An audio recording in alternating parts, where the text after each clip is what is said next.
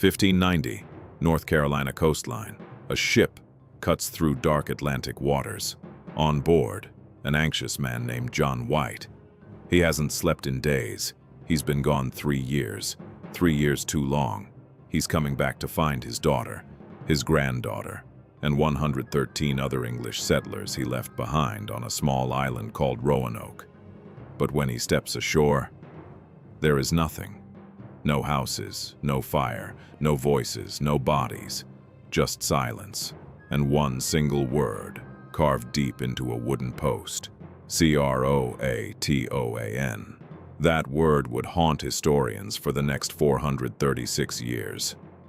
This is the story of 115 people who vanished without a trace, and the mystery that America has never been able to solve.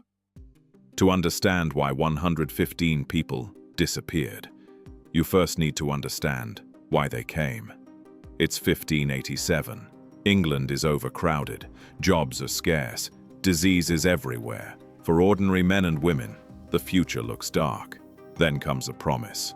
Sir Walter Raleigh, one of the most powerful men in England, announces a bold plan. He will build the first permanent English colony in the New World, a place called Virginia, a fresh start on a continent full of possibility. Raleigh's vision is not just about land, it's about legacy. Whoever builds this colony will shape the future of an empire. 117 volunteers sign up. Men, women, children, farmers, craftsmen, soldiers. 2 of the women are pregnant. They board ships barely larger than a school bus.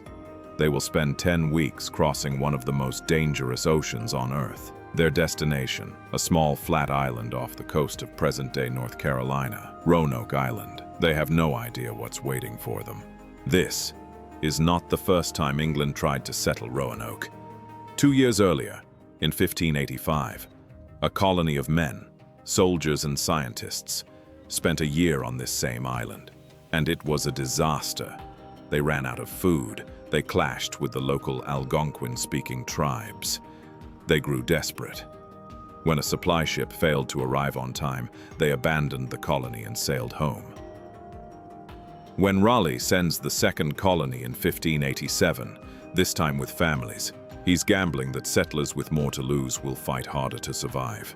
Their leader is John White, an artist and mapmaker who had visited Roanoke before. He knows the land, he knows the dangers. But within weeks of arriving, it is clear that things are already going wrong. The fort left by the previous colony is overgrown and abandoned. Relations with the neighboring CROATOAN tribe are tense. Food is running low. Then, just days after the birth of White's granddaughter, Virginia Dare, the first English child born in the Americas, the settlers make a desperate decision. They ask White to return to England, to get supplies, to get help, to come back as fast as possible. White doesn't want to go.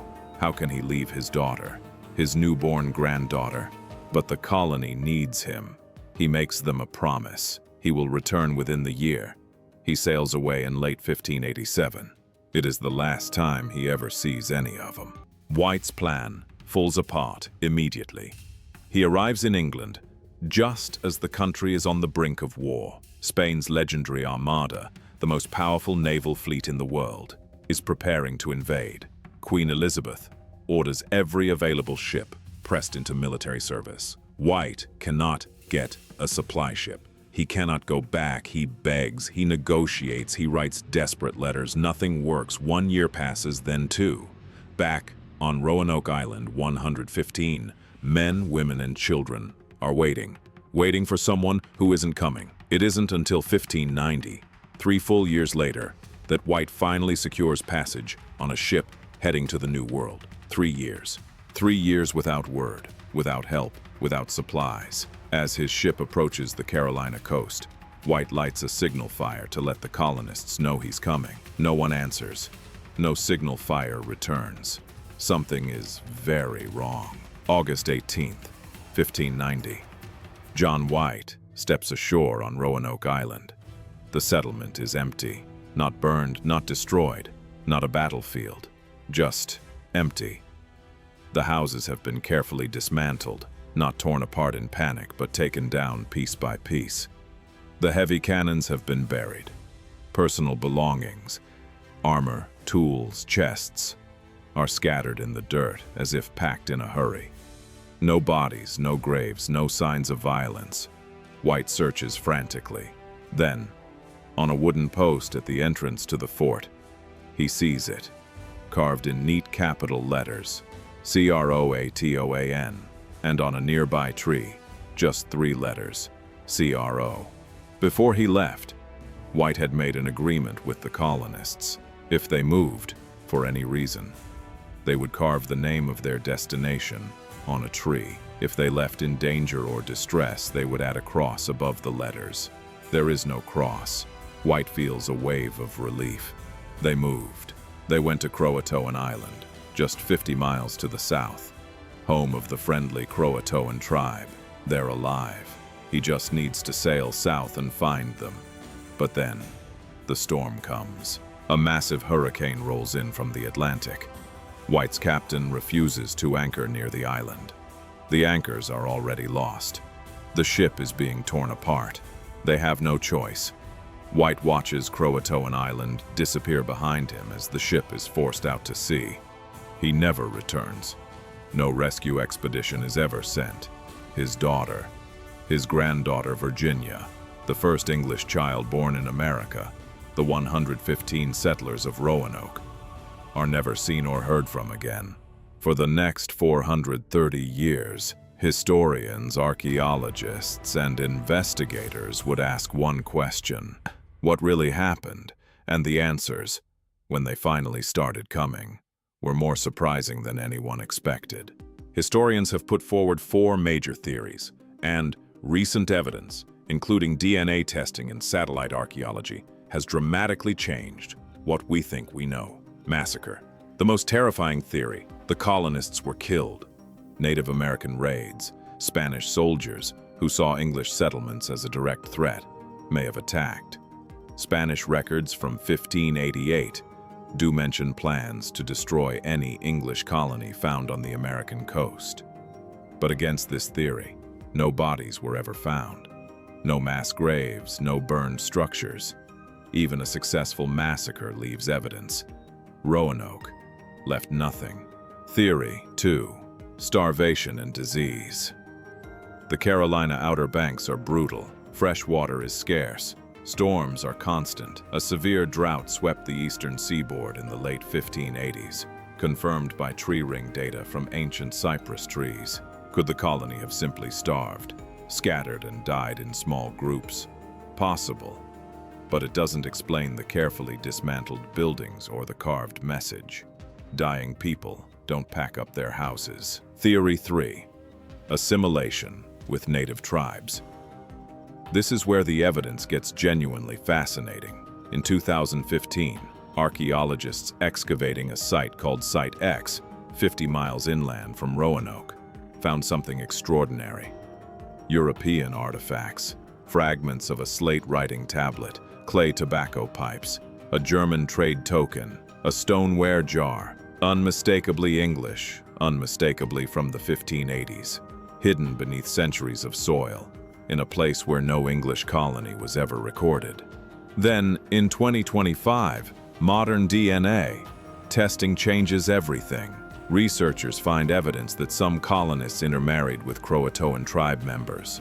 They adopted native names, native customs, native ways of life. They didn't flee in panic.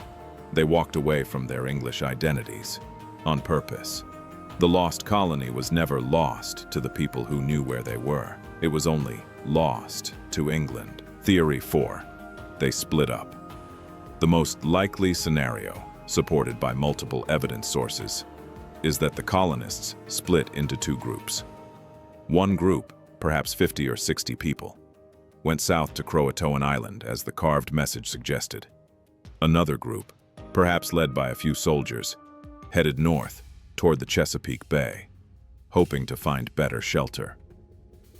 Years later, when the Jamestown colony was established in 1607, Native American leaders told John Smith a disturbing story: that English settlers had lived peacefully with a Chesapeake tribe for 20 years, until a rival chief ordered them all killed. Smith noted the story, but never investigated. If true, some of Roanoke's colonists survived for 2 decades before meeting a violent end. Not in 1590, but around 1607. Of all the 115 people who vanished, one haunts the American imagination more than any other.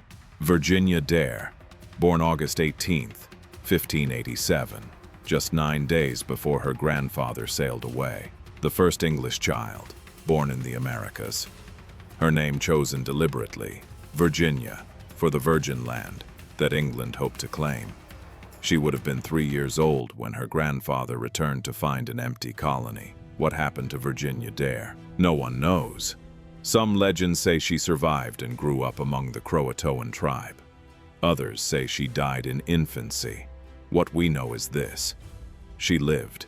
She breathed American air. She was real, and she deserves to be remembered, not as a mystery but as a person. Today, the search for the lost colony is more sophisticated and more promising than ever. LiDAR satellite scans have revealed hidden structures beneath the forests of North Carolina. DNA analysis is being used to trace possible descendants among modern Native American families in the region. The First Colony Foundation has been excavating Roanoke Island and surrounding areas for years, piece by piece, uncovering what happened. The emerging picture: this was not a tragedy of sudden violence or mass death. It was a story of survival, of people making an impossible choice, abandoning the identity they were born with, and becoming something new. In a way, that makes it the most American story ever told. The lost colony of Roanoke is not just a mystery, it's a mirror. Every generation that looks at it sees something different, a warning about abandonment, about survival, about what it means to build a new world in someone else's home. John White spent the rest of his life trying to go back. He never made it. The last record we have of him is a letter from 1593, in which he writes, with heartbreaking simplicity, that he has given up, that he is leaving the fate of the colonists to the mercy of God. 115 people walked into the American wilderness, and the wilderness kept them. Maybe, in the end, that's not a tragedy. Maybe that's the only kind of survival that was possible. If this story left you with questions, good. Drop your theory in the comments below. And if you want more mysteries like this, watch our video on the Library of Alexandria next. The link is right here.